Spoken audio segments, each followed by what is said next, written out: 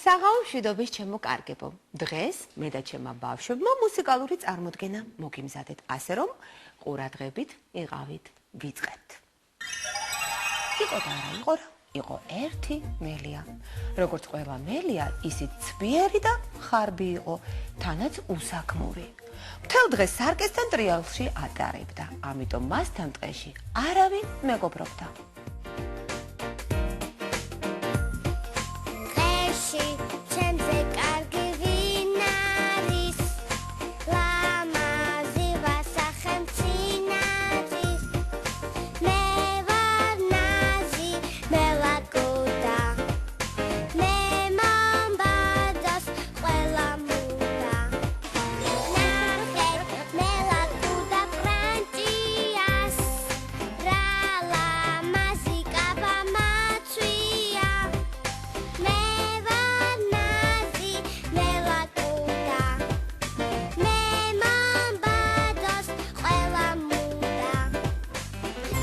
ერთ დღესაც მელაკუდას მოვეზრდა სარკის წინ ტრიალი და მარტოდ ყოფნა.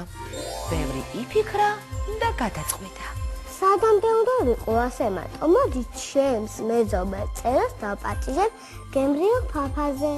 მელიამ იფიქრა, წერო ჩემი მადლიერი იქნება და ყველას გააგებინებს მელიაზე გულუხვი და კარგი დიასახლისი მთელ ტყეში არავინ არისო. აიღო ჩანთა და ტყის მაღაზიისკენ გაეშურა.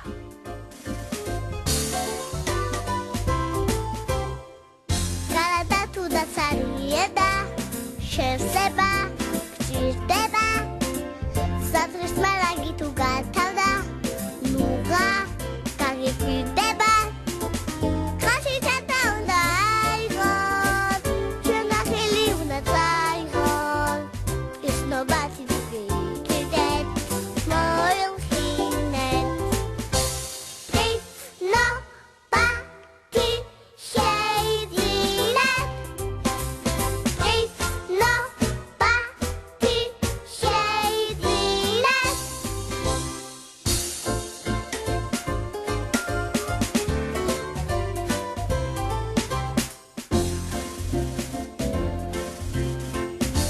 Möltes ხილი არის ვიტამინი მასლოზე და ხილი არის ვიტამინი საგაცნობად მოაქვს ყველა მიწის მისი ფასი ხილი წვნია ისე თბილი არის ვიტამინი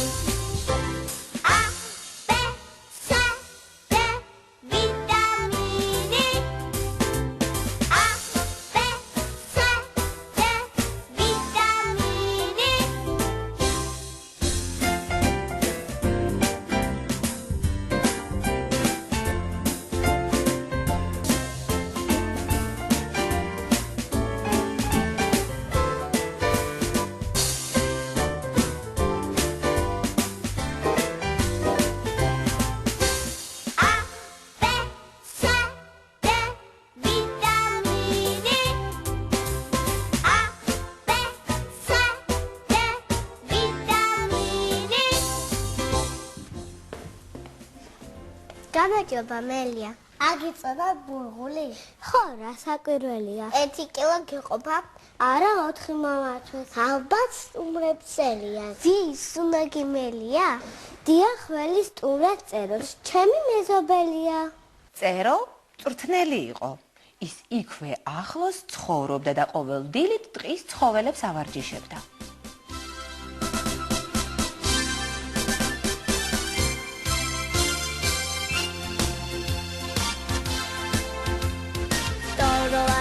ადაგები მზის სამოსტოს აგებები გაშვილი მათები როგორ თოლიას 1-2 არ დაუდოთ არ ვისტოლი ბუმბულივით შუბუქი ვამგონია ახტი დახტი სახტუნაოს გადახტი გაიარე შკუპი ატრიალე ჰულა ჰუპი 1-2 არ დაუდოთ არ ვისტოლი მოფიფინოთ ვერ მინდორი უნდა გახდეთ ანათები ვაღები და ლამაზები სათები და მოხმილები ისე როგორც აბაზები 1-2 არ დაუდოთ არ ვისწავლი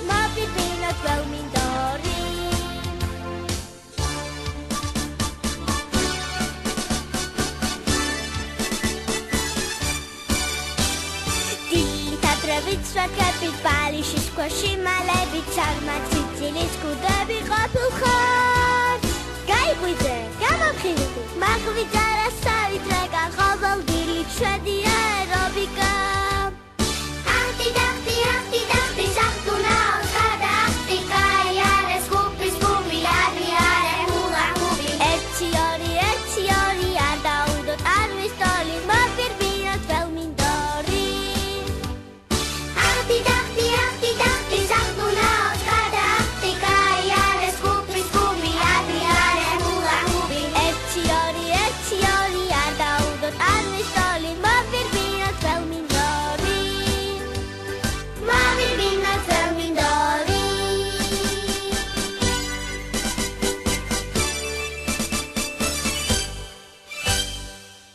ის ბინადარნი დილის ვარჯიშით იყვნენ ქართველები, როდესაც მტრედმა წეროს მოსაწვევი ბარათი მოუტანა.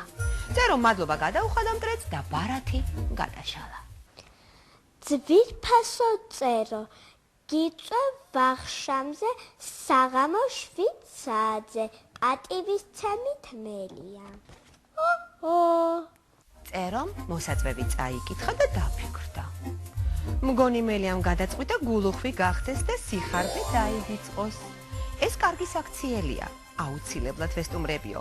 მოსწავლეები გააცილა და მელია სახლისაკენ გაეშურა.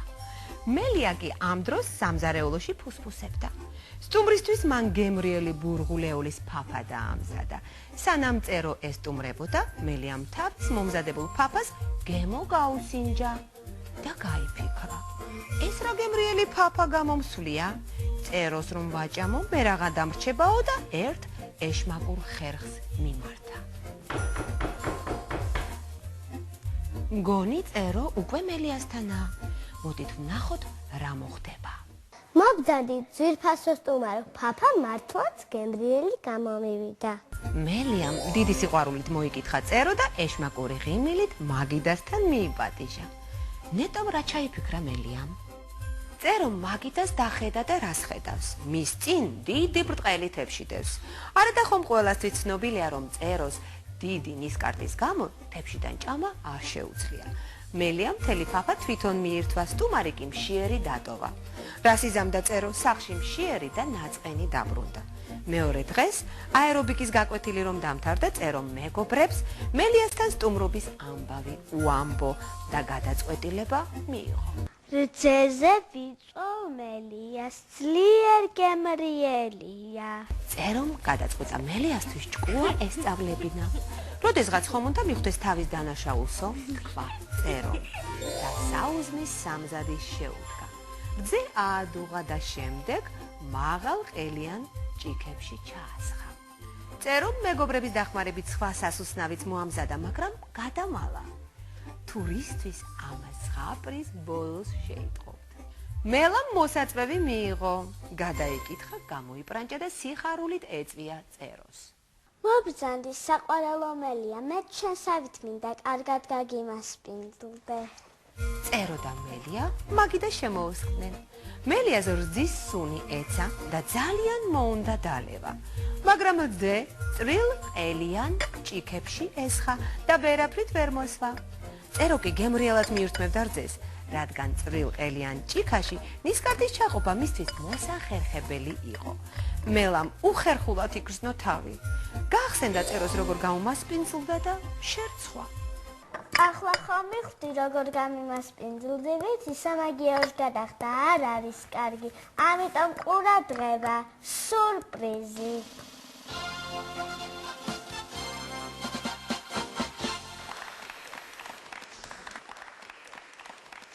ასე დაასრულდა ეს ზღაპარი. მე მგონი სუფრას ერთი კარგი სიმღერაც